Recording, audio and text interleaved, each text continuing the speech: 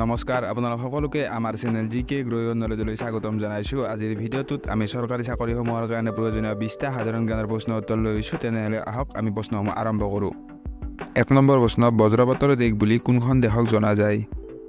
আৰু ইয়াৰ উত্তৰ হৈছে ভূটান। 2 নম্বৰ প্ৰশ্ন, আটাইতকৈ বেছি দেশ থকা মহাদেশখনৰ নাম কি? আৰু ইয়াৰ উত্তৰ হৈছে আফ্ৰিকা মহাদেশ। 3 নম্বৰ প্ৰশ্ন, শুকুলা হাতীৰ দেশ বুলি কোনখন দেশক জনা যায়? আৰু ইয়াৰ উত্তৰটো হৈছে থাইলেণ্ড।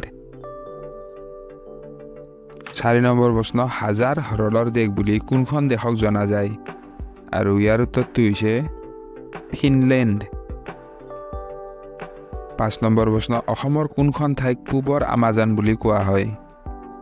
আৰু ইয়াৰ উত্তৰ হৈছে দিহিং পাটকাই ৰাষ্ট্ৰীয় উদ্যান।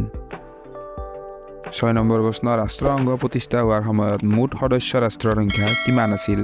আৰু ইয়াৰ উত্তৰ হৈছে 51খন। 7 নম্বৰ প্ৰশ্ন, পৃথিৱীৰ ভিতৰত আটাইতকৈ দীঘল পৰ্বতমালা কি? আৰু ইয়াৰ উত্তৰটো হৈছে এণ্ডিছ। 8 নম্বৰ প্ৰশ্ন, পৃথিৱীৰ ভিতৰত আটাইতকৈ সুউচ্চ পৰ্বতমালা কি? আৰু ইয়াৰ উত্তৰটো হৈছে হিমালয়। 9 নম্বৰ প্ৰশ্ন, পৃথিৱীৰ কোনখন মহাদেশত মৰুভূমি নাই? আৰু ইয়াৰ উত্তৰটো হৈছে ইউৰোপ মহাদেশত। 10 নম্বৰ প্ৰশ্ন, অসমত কোন চনত প্ৰথম ৰেল সেৱা প্ৰৱৰ্তন কৰা হৈছিল? আৰু ইয়াৰ উত্তৰ হৈছে 1882 চনত।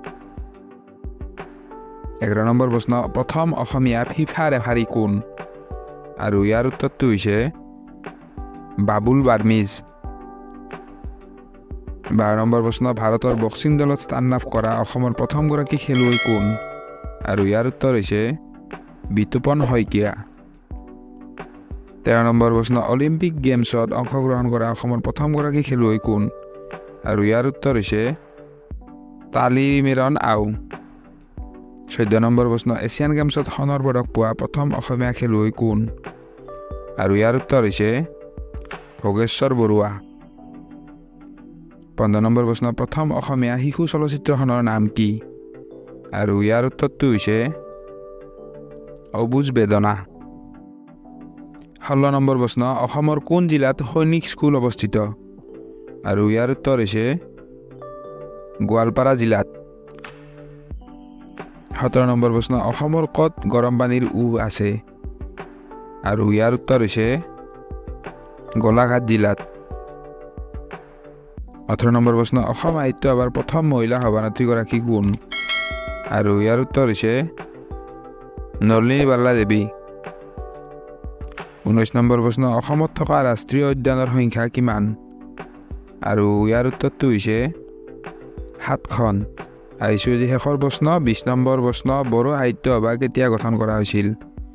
আৰু ইয়াৰ উত্তৰটো হৈছে 1952 চনত।